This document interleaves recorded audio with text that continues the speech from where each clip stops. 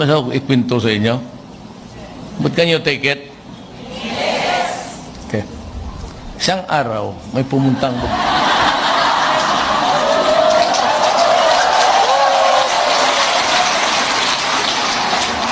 alam nito nila, isang araw, ayun, umabot yan sa inyo, may babaeng dumating, stewardess ng Katay. Sabi niya, iyak siya.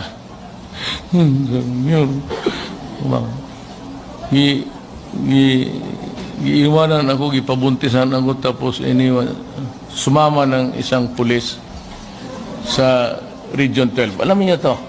Alam niyo yan? So, Umbong, tawagan mo ang Region 12, kusapin ko yung RD. Tapos yung storya sa pulis pa. Tawagan mo ang RD. Tapos sabi ko, RD,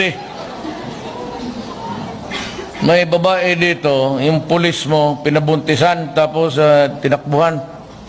Sabi ko, ayusin mo to. Pakasalan niya.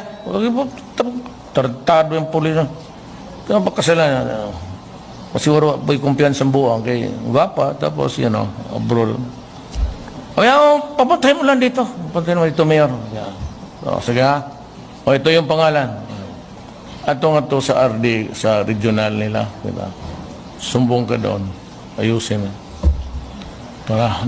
Pakalimutan ko na yun. Pasyal ako ng asawa ko. Anak ko dyan sa Obrisa. Pagdating namin dyan sa yung coffee, famous coffee sa kanto, palabas na gate. Palabas na, Mayor!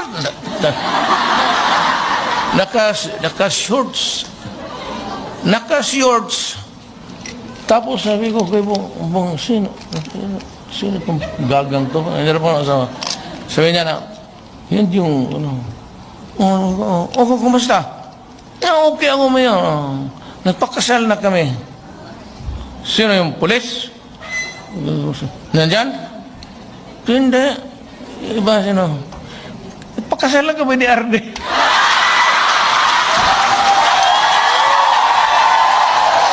Please subscribe. Push the button like.